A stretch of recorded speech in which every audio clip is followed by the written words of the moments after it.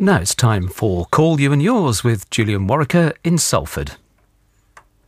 The blunt truth is that men still run the world. The words of one of the top international female executives, Sheryl Sandberg, the chief operating officer of Facebook. Yes, she has a book to sell, a point which some of her critics have highlighted.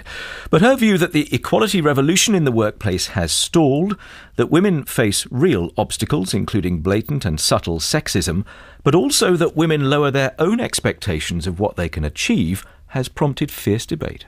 I'm not suggesting women are ambitious. Plenty of women are as ambitious as men. But I am saying, and I want to say it unequivocally and unapologetically, that the data is clear that when it comes to ambition to lead, to be the leader of whatever you're doing, men, boys outnumber girls and women.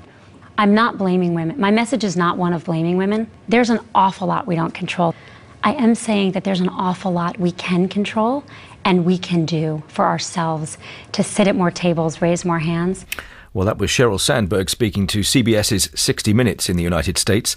There are other elements to add to today's discussion. A Chartered Management Institute report published at the end of last week pointed to pay gaps, the wrong role models, and a lack of self-confidence as being among the challenges holding back female managers in the UK. And their point wasn't just about equality. They argued that having more women at the top makes good business sense because firms do better with diversity. Then there's the view within government. I stand at the dispatch box on a regular basis, and the commentary about what was being discussed can get overshadowed by what colour outfit I was wearing. The words of the Culture Secretary, Maria Miller. Does she have a point? And then there was the charter signed by the Queen last night, which commits the 54 countries of the Commonwealth to oppose all forms of discrimination. Will that make a difference? And before you think this discussion is all going in one direction, what about this viewpoint from a woman who chose to leave a position of power, in this case Anne-Marie Slaughter, the first female director of policy planning at the United States State Department, who said this: "It's time to stop fooling ourselves. The women who have managed to be both mothers and top professionals are superhuman, rich or self-employed. In other words, the vast majority can't have it all." What are your views and experiences? 03700 100 444 is the phone number. A call will cost you the same as to an 01 or an 02 number. You can email you and yours at bbc.co.uk. You can text to 84844, and if you do that, we'll charge you your standard operator message rate, and we may call you back on that number. Or you can tweet at Radio 4 using the hashtag you and yours. Diana Innes is in Brighton. Diana, good afternoon. Good afternoon. What would you like to say on this? Well, that comment that women can't have it all, maybe they don't want it all. I think there's a tendency to assume that we are all the same.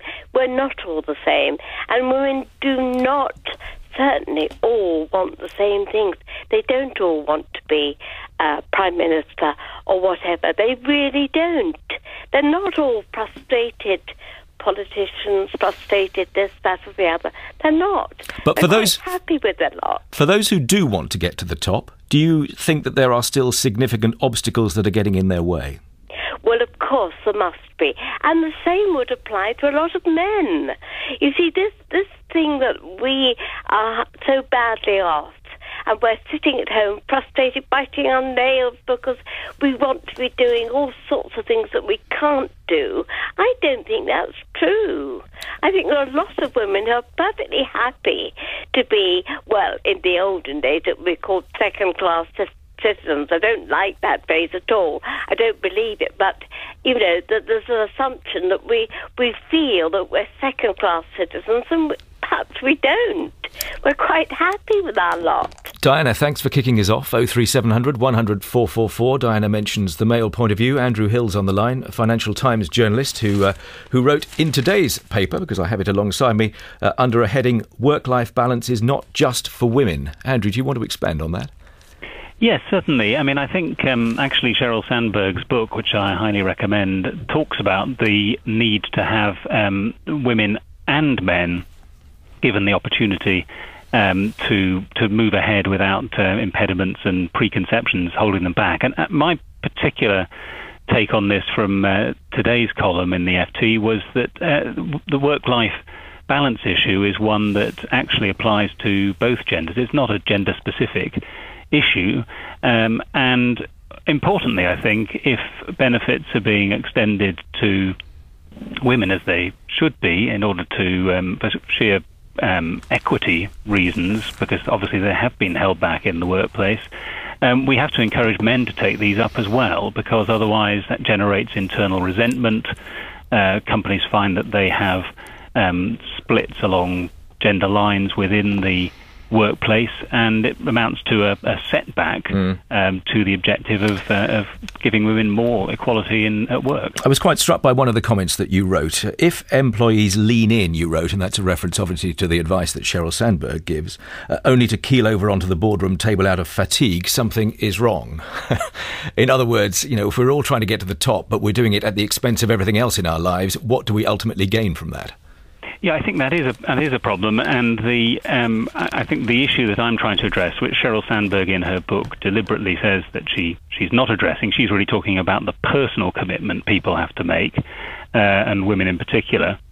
The issue that I was trying to get at was that there is an institutional problem here, and that it is the responsibility of managers and management structures in some ways to sort of protect people from themselves. We're beginning to see some evidence, I think, that this is being recognised. Both the chief executive of Lloyds Banking Group and the chief executive of Akzo Nobel in the Netherlands have had to take leave of absence in the last couple of years because of exhaustion. They might not even have admitted to that in previous eras. Both are men, of course. Indeed. I also wanted to mention to you, and we're going to have a guest from the Chartered Management Institute in a moment, sort of adding flesh to the bones of the report that I quoted. But would you argue as well that there is a very strong business case for getting to a much more equal state of play at the top of business in this country? Yeah, absolutely. I mean, I think actually that is the critical point for businesses, which is that it's simply madness for any business to ignore half the talent pool and to inadvertently, in most cases, to avoid having structures in place that keep women and men in the workforce and don't drive them, for whatever reason, out of the structure. Some, as your first caller said, may not want to. Both men and women may not want to progress to the top, but they need the structures in place to allow them to do that. Andrew, thanks very much. Andrew Hill of the Financial Times. Anna Kronschnabel is on the line from Bristol, chief executive and owner of a computer games company. Anna, good afternoon. Good afternoon. What's your perspective on all this, having reached the top of a world which is largely seen as being very male-dominated? Well, I think, unfortunately, it is still very much a male-dominated industry. There are women in marketing and sales, which I think can take it up to about 10% at times, but basically there's about 4% of women involved in the development of computer games currently, which is a really dire statistic, I think. What have you had to do to get to the top? I had to set up my own company. So if you try to stay within the wider picture, you wouldn't have got to where you are? It's hard to say, because my background is in setting up businesses partly anyway, so that's my experience. But generally, I am not what people expect to see, which is a woman in her 40s involved in the development of computer games. It's a very still quite young and very male environment. And I think that's reflected in the kind of products that are made, the kind of games that we see around us. Well, I was going to ask you about that. Is there anything in the theory that says because men are by and large the ones creating these games, that partly explains why men are by and large the ones playing them? Absolutely. Yeah, I mean, people make the kind of products that they want to see, partly as well, the kind of products that they want to make.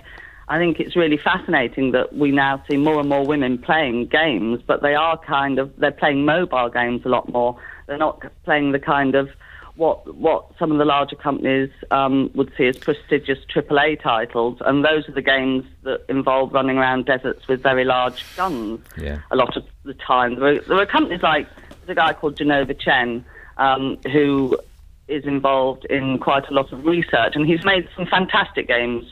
He made a game called Journey, which is much more about finding your own path. But that's really very different to the kind of games we're still seeing, which involve guns and fighting and all the rest of it. And that's what a lot of these youngish kind of blokes want to want to play themselves. One other point I wanted to raise with you, and I will try and do it as delicately as I can, but it's this idea that there are certain characteristics that are perhaps almost certainly too often attributed to each gender. To get to the very top, there is a theory out there that for a woman, she has to behave on occasions more like a man. Is there anything in that? Yeah, I think that's really true. I mean, I'm used to working in a male environment, and women have to take on the attributes of the people around them. I couldn't walk into a meeting and be tentative and say, well, I was wondering about this and I feel this and I think this, in the ways that a lot of women are used to talking. I have to be very blunt and straightforward, and it doesn't necessarily go down very well at the end of the day. I've been accused of being unfeminine and aggressive, and I don't think you can actually win under those circumstances. And at the end of the day, a lot of blokes don't want to listen to older women telling them what to do. It's a very young male industry, and it's very hard to know what can be done about that. Interesting. Thanks for calling. 03700 100 444. Lots of comments coming in via text, via Twitter. The very nature of this debate hangs on a male paradigm, writes this correspondent, and definition of success as being high-paid business leaders. How about we think of success in terms of good health, happiness and the impact we have on others' lives? That's signed by Caitlin, mum of two, on maternity leave in Cardiff. Pauline McColl's in the phone room. Pauline, what do you have? Yes, also on Twitter, Julian Cheshire, Kaz says, on that very theme, current social and business models hold us all back. Success, by their definitions, look increasingly unhealthy. Gabriella Clark at Prams in the Park on Twitter says, not being in a job you are passionate about might be influencing this. Not everyone, though, is fortunate enough to do this. On Facebook, Paul McMahon says, women perceive reality in a completely different way to men. It's that perspective that's needed so desperately in positions of power in the world right now. But on Sheryl Sandberg's views about men still ruling the world, Beth Billison on Facebook says, so what's new? Pauline, thank you. Let me go to Jane in Banbury with a nurse's perspective on this. Jane, good afternoon. Hello, Jane, can you hear me? Yes, I can hear you nice and clear. What point did you want to make here? Well, in nursing, most nurses, there are a few male nurses, but most nurses are actually still female. However, when you come to nurse managers are disproportionately more male. And from my own perspective, I haven't asked all the other female nurses why they haven't gone for positions in management. But the reason why I haven't is because the hours are so inflexible and sort of quite antiquated, really. For example, as a nurse manager, you're often expected to work, sort of 2, 3, maybe even 4 hours longer than your allotted shift in order, if things come up and you need to get things done. And when I asked about this, I was told, well, that's just part of the job. But when you're actually responsible for childcare and you have to pick up a child either from a school or from a childcare provider such as an after-school club, if you don't pick up that child, you would have social services hammering on your door. It's just simply not an option. And it seems to me that the employers don't always really understand this. Jane, thanks for making that point. 03700 100 444. Anne Franke is Chief Executive of the Chartered Management Institute, who's reporting to this issue I quoted a moment ago. And Dr. Julie Verity is a business consultant, writer, lecturer, who has split her working life between academia and the commercial world. Welcome to the programme, both of you. Anne Franke, points you might want to pick up on the strength of callers you've heard so far. Yes, I think the points raised are all excellent. The first caller mentioned not everyone wants to get to the top, but as Andrew from the FT was saying, we need to make sure we have the structures in place to enable people to do that. And if I turn to, for example, the nurse, she was raising the issue of flexible working. Now, flexible working benefits everyone, women and men. We know that. That's what the research says. And more enlightened companies are embracing that. That helps women to advance. Sheryl Sandberg is right. The equality agenda has stalled. It's reflected in pay. It's reflected in women's progress. And yet, very paradoxically, more diversity would produce not only more successful businesses, but to the other social media points, happier, healthier workplaces. Is she also right to say that women lower their own expectations of what they can achieve? This does unfortunately happen, and it's very interesting to note that many more girls get higher A-star grades at school, for example, than boys. But when they then go into the workplace and they have a bad experience, their confidence takes a knock, and they embrace what's been known as the Paula principle, which is that they'll only rise to the level below their level of competence, and the main reason for that is a lack of confidence. Yes, that's something that Tom Schuller, the writer, has looked at, isn't it? Because I've got it in front of me here. It's sort of he's put a mirror up against the Peter principle, which suggests exactly the opposite that he was then applying to men when it was first devised, of course. Absolutely. And now says that, as you say, women are effectively underreaching themselves. Yes. Julie Verity, what points did you want to raise at this stage? Fascinating discussion. My understanding is about women's psychology and men's psychology, which are fundamentally different. And if you understand this very fundamental stuff that's going on in our brains, then we would be able to explain these things that are going on, as all your people have in their behaviours and what they've observed and experienced in organisations. So different in what ways? Well, men really are great game players. They love tournaments. They love competitions. They love going for goals and setting targets. They're very single-minded and can shut off everything around them, put themselves in boxes, and they like defining their roles and their tasks very closely. All those things are the things that men have built into organisations. But aren't some of those things some of the sweeping generalisations that I was being slightly wary of only a few moments ago? Of course, there is natural diversity amongst all biological populations. But a male brain, typically, just like we say, typically men are bigger and stronger than women. So, of course, we're averaging out things here. But male brains are just wired differently from female brains. And because of the great advances in science now, we can actually bring out these differences, see them, prove them. And we know that women's brains are wired to multitask, to act collaboratively, to listen more intently. Women are much wanting to share things, to break boundaries down. So women just really want to work in a completely different way. In which case, take us to the caller from Bristol who runs her own computer games company, when she was talking about the fact that she has been accused of being less feminine in order to get to the top. What's going on there? Well, the thing is that when women start behaving as men do, or start crossing those boundaries into typical male roles, men don't like it. They think it's weird. It's not what they expect of women. Let me bring a caller in that will have an interesting take on what you've just said. Not her real name, Mary in Liverpool. Good afternoon, Mary. Hi. Your experience in banking is fascinating here. Tell us more. I feel that it's the women themselves that stop women progressing with their organisations. I've been with my organisation for over 23 years, and I've always had tremendous career opportunities and progression, which have been recently stalled, having worked for women in the organisation. Stalled in what way? What have they done? What's been going on that presumably is quite subtle, but you're convinced it's there? Absolutely. I mean, bringing on the point about psychology and the way women behave, they seem the higher they get, it seems to me that they become a lot more threatened by other women.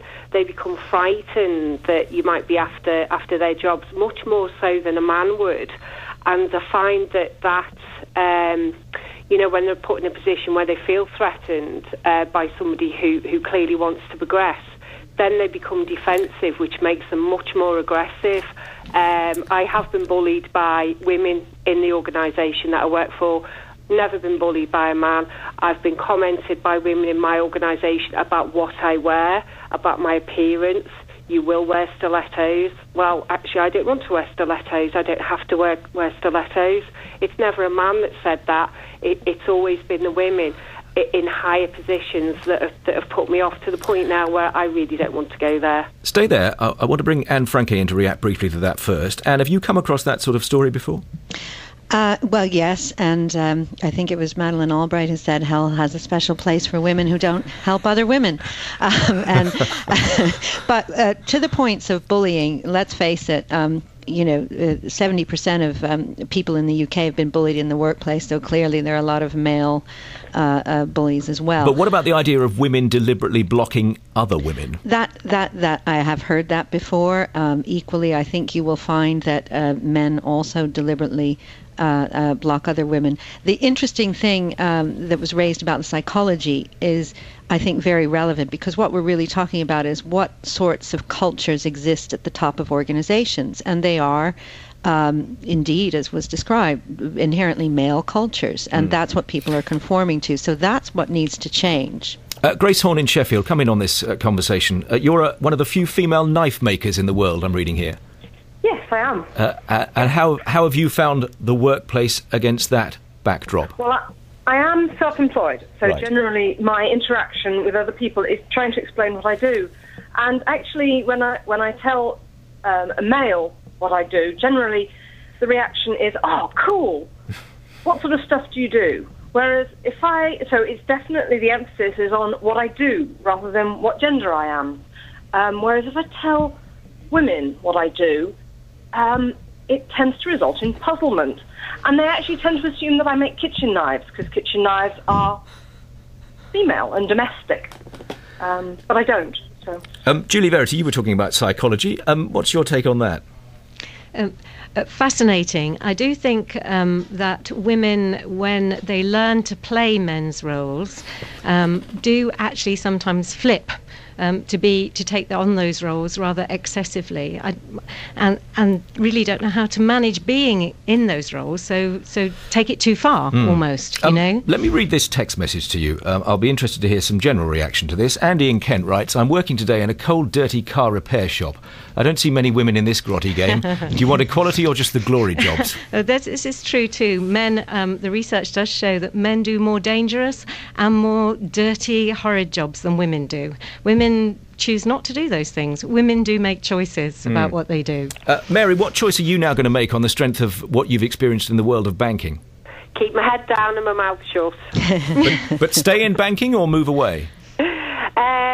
It's difficult to move anywhere at the moment, to be honest. I love my organisation. I love working for my organisation, and I would love to progress. So I just hope things might change. I don't know. But they are my blockers from progressing my career, which I've always thoroughly enjoyed. We are going to hear a voice from the world of banking, a female voice from the world of banking, in the second half of the programme, so stay tuned. Alice McGregor in Nottingham. Good afternoon, Alice. Good afternoon. What's your perspective on this? Well, my perspective is that, I've come from quite a high achieving background of going to university. I did arts degree at university and then did an MA and diploma in social work. And I kind of always achieved what I set out to achieve. And then I was working as a specialist mental health worker with homeless people when I got pregnant with my first child, and kind of stuck with that job for another 8 years beyond when it was really what I wanted to do, I think, partly because I didn't have the headspace to work out what I did want to do, but partly, because of looking after children, but also partly because of being really frightened of not having an identity. And part of that was because my husband was going from strength to strength in his career that I started him off in, really, by sort of supporting him financially. And actually that had a really massive impact on me, and it was one of the reasons why I ended up having a breakdown. Was he'd got everything he wanted, and I was kind of stuck, and I couldn't work out what was going on. So I've decided, after having a third child, I've decided not to go back to work, though I am on maternity leave at the moment, and really, really enjoying just focusing on family life and spending really good quality time with my children, and being part of a local community more than I've been before, and not feeling torn in so many different directions. So you sound quite happy with the decision you've eventually arrived at? Really happy. I mean, I have now worked out what I'd like to do in the future, because I've kind of realised actually I was kind of intellectually squashed by the job that I'd had, and I'd kind of forgotten that actually I'm really intelligent. So I know what I want to do in the future, but the point is that I'm having the opportunity now to just do family life, but also I've given myself the headspace to work out what I do want to do. I can hear somebody else who wants to chip in at this point. Alice, thanks for the call. I want to bring both my guests in briefly before we hear about the world at one and then take it forward. We're going to have a look at the sort of international perspective in the second half of the programme. Julie Verity, are you one of those who says quotas at the top? Definitely, yes. I think it's the only way that we will get women to equal numbers. And when we are equal at the top, businesses will be better. And are women necessarily in favour of quotas at the top? No, they're not. No, all the evidence that's your problem, says, isn't it? Absolutely, yes. Women want to be selected. They don't want to put their hands up and move forward. They want to be chosen because they're good. Women are very much more interested in prestige than status. They want to just do a great job and be recognised for doing a great job. And Franke, what's your view on that specifically?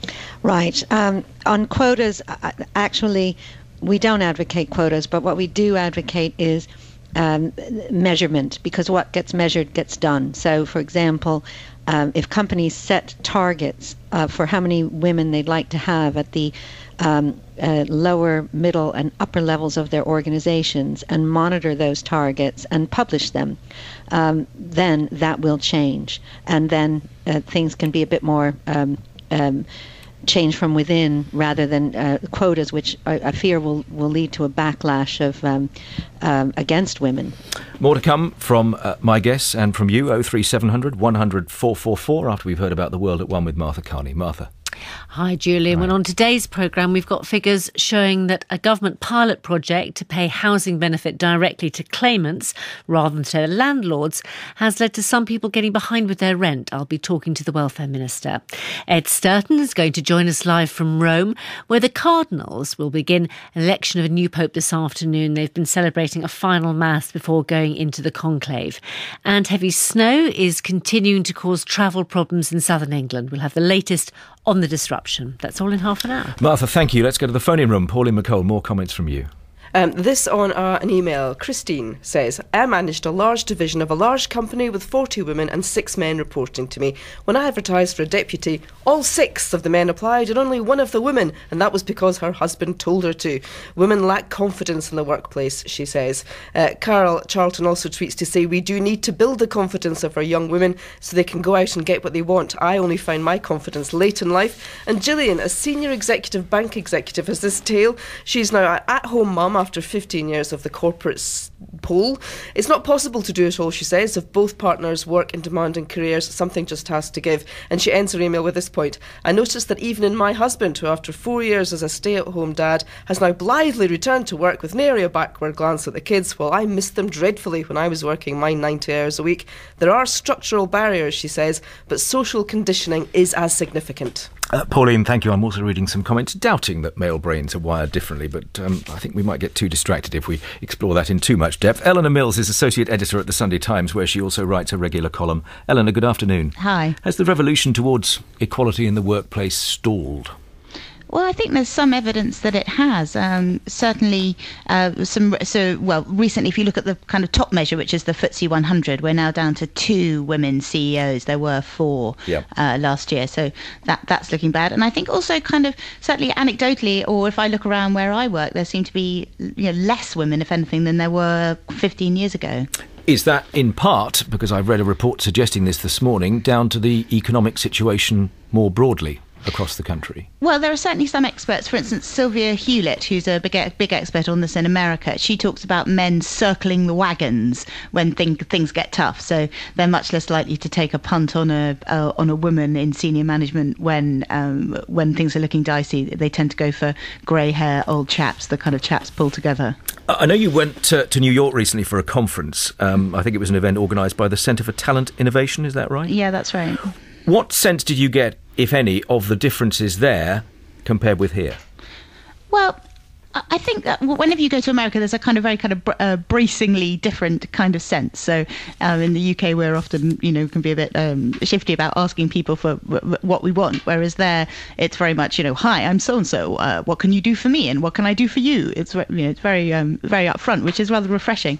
And part of that, what I was very struck by were the number of very senior women of colour as they call them there, lots of very impressive black women with very senior roles in big global corporations. And thinking about the UK and the similar kind of conferences I attend here, you see very few of those. So there's a very different kind of debate. It's much more, diversity is not just about women, which is kind of where we're stuck in the UK. It's about gays and lesbians and transgender people, and it's about ethnic minorities too. Can I ask you as well about this idea of people having it all? I quoted Anne-Marie Slaughter right at the start, who was at the US State Department, the first woman to get to the position that she did in that department. And then she has now said, and I quote, "It's time to stop fooling ourselves. The women who have managed to be both mothers and top professionals are superhuman rich or self-employed." The implication being you can't have it all. Is she right? Well, I think you can probably have it all over the series of a career. I think it's very hard to have it all at the same time. I'm a mother of 2 little girls myself. It's hard. You feel that all women talk about this. You feel the tension between work and home, and I don't think it's possible to be in the office, 14 hours a day doing the kind of extreme jobs that we're expected to do now, and to be the kind of parent that many of us want to be. And certainly, what I see around my peers is a lot of very highly educated women deciding to take, maybe work kind of 3 or 4 days a week, rather than really having their foot full down on the tiller while their children are small. Which is about the work-life balance that Andrew Hill of the FT spoke about at the start of the programme, and that's across the board. That's a male issue as well as a female issue, isn't it? Well, I think a lot of men say it's a male issue as well. I have to say, looking around the men I know, I don't think it is as much of a male issue. I mean, I look at my brother who has 2 small children, and he just doesn't feel as kind of viscerally connected to them as I do. And I'm not saying that all men are like that, but I think the kind of very highly driven alpha chaps are not agonising that they're not at the school gate in the way that equivalent women do. And I think that I think it's very true that a high-powered, high-paid woman can hire a nanny or a housekeeper to do all that domestic stuff, but I think a lot of them don't want to. I was interviewing a very high up investment banker the other day, and she said that she'd spent 5 years, 3 small children, and she never knew what was in her own fridge. She didn't know anybody at the school gate. And I don't think that for a lot of women that's what success looks like. I think a lot of people look at those kind of women and they think, actually, I actively do not want to be that person. And that's certainly what I've seen around my own friends and some of the choices that I've made myself. That's not the kind of mother I want to be. And I think a lot of us who had mothers who were in that kind of first wave who were very successful perhaps have also reacted against that a bit. Well, here's an interesting view. Graham writes, can we dispel this illusion that women can't have it all and men can? Men are socially conditioned to provide for their family at the expense of that family, so most men do that. Men are not seen as equal as family carers as much as women are denied opportunities in the workplace. Graham's point of view via SMS. Joanna Tall has a solicitor's perspective on this. Joanna, good afternoon. Yes, good afternoon. What was your point here? Well, I encountered similar barriers in terms of I used to work in the city in a big corporate law firm and found the working conditions completely inflexible, and I tried to work 3 days a week and found I was actually given 5 days worth of work. So I took a conscious decision to break out of that and set up my own law firm, specializing in female entrepreneurs with a working completely around the concept of being family friendly. So what does family friendly mean in practice? Family friendly to me is working from home and at hours to suit you around your children.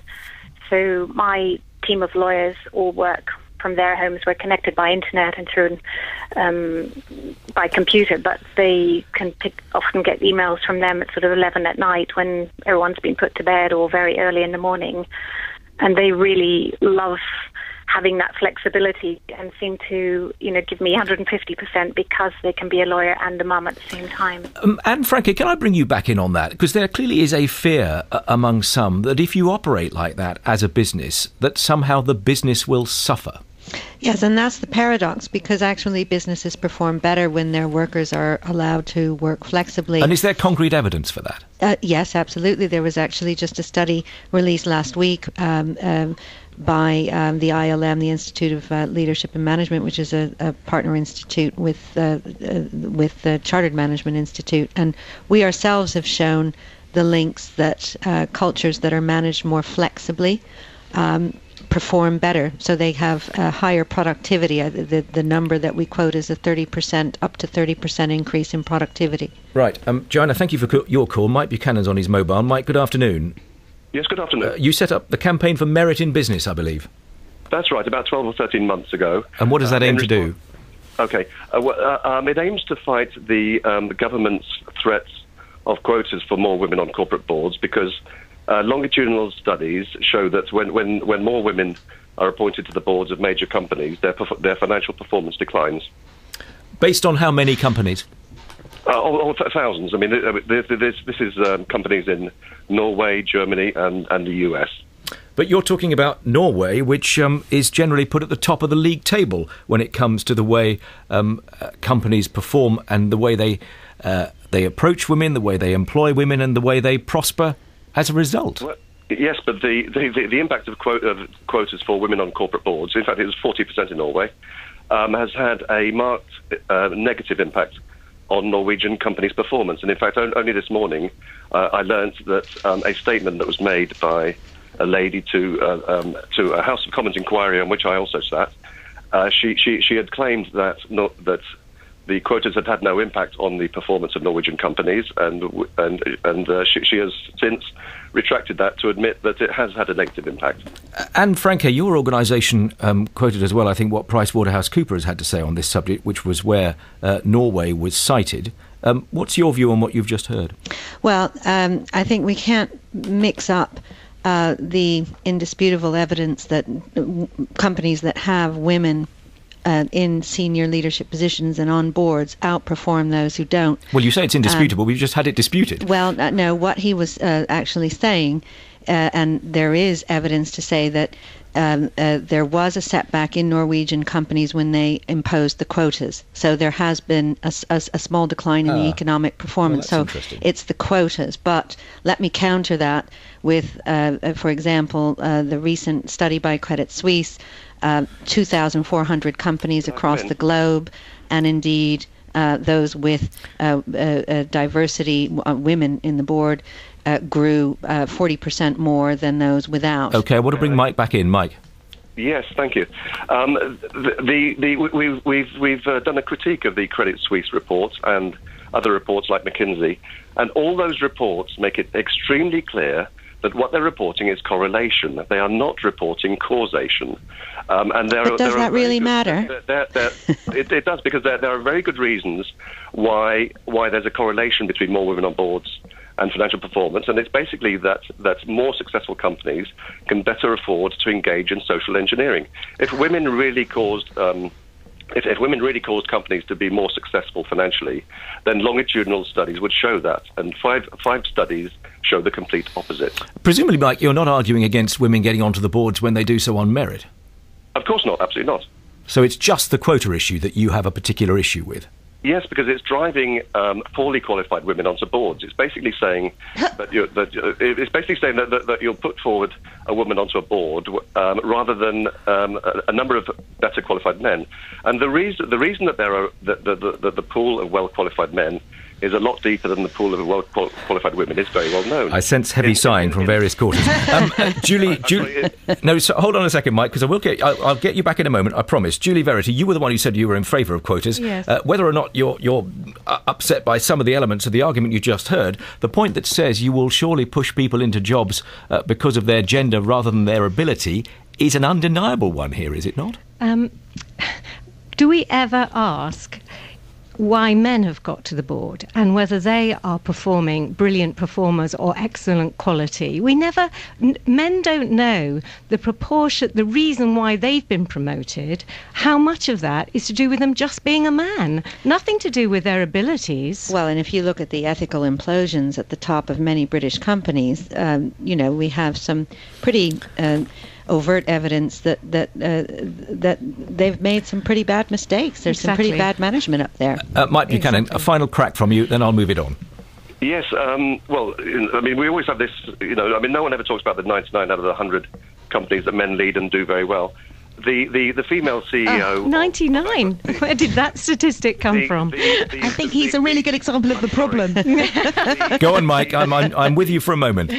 The female CEO of Anglo American presided over a period of a number of years in which £9 billion was wiped off shareholder value. And you never hear people talk about that. Yeah, okay. Well, we could bat companies that fail and succeed around until we're blue in the face. But I'm not sure that I would gets us like to very mention something that is very well respected. It's a study called Roads to Ruin, which looks at the 20 biggest corporate disasters since 2000. And indeed, one of the causes of that is this lack of diverse leadership at the top. So it isn't just about growing companies with more women, it's about preventing the downside. Okay. Mike, thank you for your call. I'm very glad you called. I'm not sure that Anne and Julie were, but Keith or Eleanor, indeed. Yeah. Keith Pollyblank in Brixham. Good afternoon, Keith. Good afternoon, June. Yes, I'd like to just flag up just briefly women that are in the medical profession who want to progress to consultancy status. If their child want to bring up a family, they find it very hard to, when they withdraw, to go back in and to climb the professional ladder. That is something that should be mindful of. I also like to flag up the issue of, I think it's a generational thing. I think younger people may not think as people in their late 40s, 50s and 60s on this issue. And I think younger male workers may be prepared to withdraw from the workforce and parenting and then eventually go back into the workforce. And likewise, if they have a partner, be it a wife or a partner, who is more successful, they may be prepared to allow their wife or partner to succeed in their profession, and they will take a back seat and rear the family. OK, Keith, thanks for making the point. Lindsay Graham's on her mobile. Lindsay, good afternoon. Good afternoon. How are you? I'm very well. What did you want to say on this? I just wanted to share a little story of something that happened to me just before Christmas. I'm a member of the Institute of Directors, and I run a small consultancy travelling the UK advising government agencies, and I'd been invited to an event by the Institute of Directors at the House of Commons. I went there, and it was and they're great at supporting women in business, so I have to say that. I went to this event, and there must have been about 100 men there, and probably between 14 and 20 women. And I was standing at a desk talking to an executive, chief executive, in fact, a chairman of a very successful company in the UK. And an MP came over, I won't say what party, but an MP came over, and he looked at me and said, "What do you do?" And I explained what I did. And then he looked at the gentleman and said, "What do you do?" And the gentleman said what he did. And then he said to the gentleman, "And what's your turnover?" And the chap said what his turnover was, and he immediately ignored me. I was just completely blocked out of the conversation, which I thought, you don't know anything about me, you don't know who I am, what I do, or anything like that. He just totally ignored me and spoke to this gentleman. What I took from that was these are an MP who influences our policy and practice in the country, and he totally dismissed the fact that I was who I was, and I presume it was because I was a woman. Incidentally, at the end of the event, he came over and apologised to me, and I thought, you knew straight away, matey, what you had done. And I got asked out on a date by the other guy. Right. Did you go? I did, actually. It was very nice, thank you. Was it a good date? And what do you think prompted the apology? I think he knew what he had done. And incidentally, the women that I met there were inspirational women, absolutely inspirational, doing a fantastic job for this country. And the men that I met probably, about half a dozen of them, and I thought were interesting, but not nearly as dynamic and wonderful as the women that I met. Eleanor Mills, have you come across a situation like that? Oh, yeah, I went to quite a smart dinner the other day, and I sat down, and the chap next to me said, "What does your husband do?" It was his first question. And I said, well, why don't you go and ask him? He's sitting over there, but, you might ask me what I do. But so I think that there's a lot of that around. I mean, I must say I was really shocked by that. So no, I think that's very obvious. But I think that there's a bigger debate here. We talk about what women kind of can and can't do, and I completely agree with that previous caller who said that often when you go to these things, the women are much more impressive than the men. And it talks back to your chap who was very anti-women on boards, who was saying that women would only get there. He was anti-quotas. He wasn't anti-women on boards. He was anti-quotas. He sounded quite anti-women. But, but that's for you to decide. It's certainly true that the kind of women who make it to the top have to be so outstandingly brilliant. I think it was Baroness Williams who said that when there are lots of mediocre women on boards, we'll know that we've made it, because there certainly are a lot of men. But I think that there's a bigger problem here about what success actually looks like for women and what women want to do. And I think that a lot of the beginning of feminism and women making it in the workplace was about being as good as any man. And I think for my generation, they're kind of going, well, we want different things. We want to do it in a different way. I think that the woman who runs a solicitor's firm where they can work more flexibly as suits them, that's what I see the successful women I know doing, the ones who have lives where they kind of do have a balance. They work very hard, but they work within their own time. That's why women leave big organisations to set up their own things. And that I think is the way forward. I call them the kind of BlackBerry mums, and I know legions of them, and I think they're the real powerhouse of the future. And we also need ways for women who come out of the workforce for a while to go back in again, what Sylvia Hewlett again calls on-ramps and off-ramps. And younger men who come out of the workforce to look after their kids are also going to need those on-ramps again. And at the moment, they really don't exist. Let's go back to the phone-in room. Pauline has more.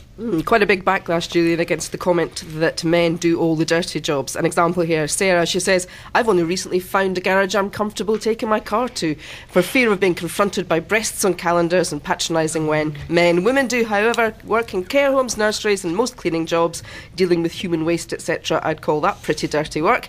Angela Dickinson, on that point about our descriptions of all of this, she says, I think we need to rethink the rhetoric. Having it all is an impossible notion. It carries with it the sneer of the ridiculous.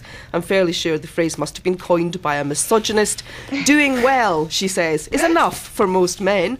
And Sarah Khan on Twitter, when a competitive woman becomes a mother, her desire for success shifts to success for her children. And Liz emails, there is always a woman behind every great man. Women just aren't so lucky to have a strong person behind them.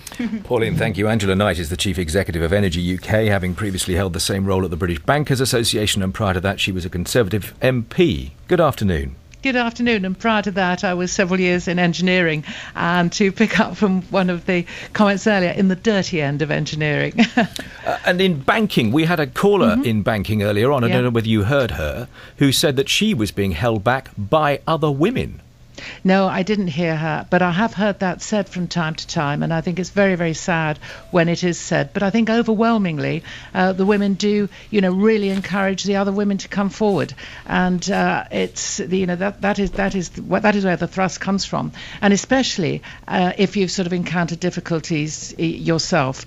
I mean, I'm sadly getting on a bit now. I wish I wasn't quite as old as I am, and I've seen huge attitudes that change and many more doors open, but there's still quite a lot more to do. And I think it was Eleanor who's just said that women do look at jobs sometimes in a different way, and how to fit a business that they're running together with their family and other responsibilities is quite innovative.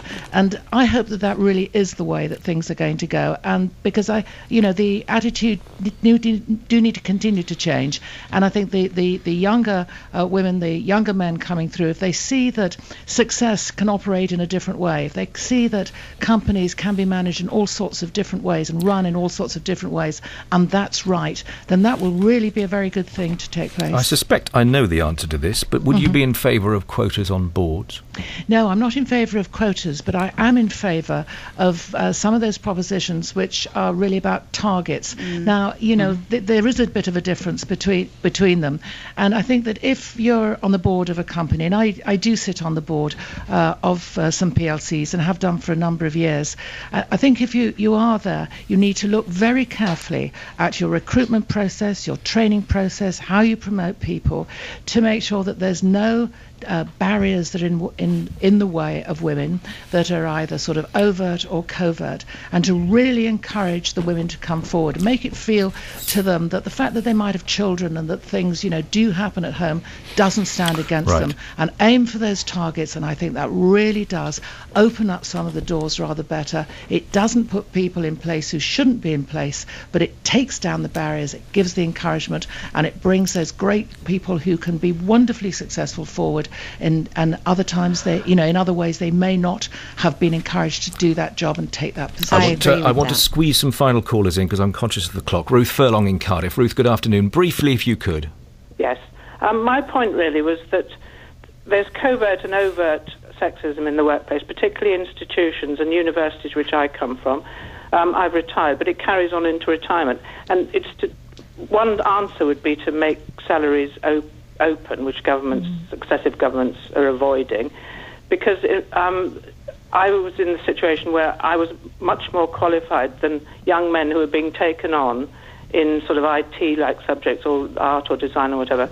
And I just slowly discovered they said, I'm not coming unless you give me so-and-so. I've just come out of an IT company, da-da-da. So they were earning far more than me.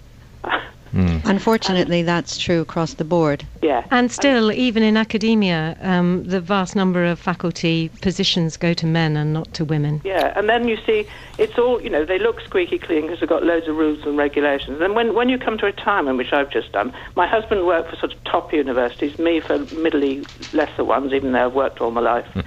And then he's now got all these networks of publishing companies and books, and where I was just cut off dead. Do you see what I mean? I do. Ruth, I'm going to say thank you and move it on, simply because I want to squeeze one more call in, if I may. Eileen Milner's on her mobile. And again, Eileen, up to a point, a bit of brevity would be much appreciated, but please make your point. Well, my point is that There's a studio there, because it's Sorry, go on. I'm a senior woman in the technology industry. I'm lucky that I've managed to get to near the top of a tough industry for women. But my point really was I've got a pre-teenage daughter.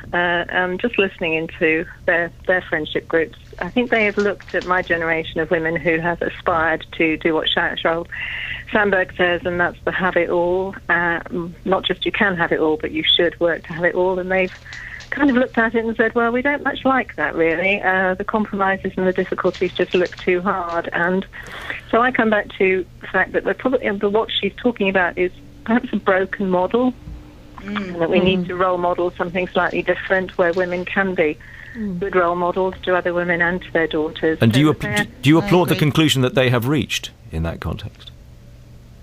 I don't applaud it. I'm slightly worried about it because I've tried to be a good role model. I'm unusual in as much as I work at a senior level, but I work part-time and my organisation is supportive of that.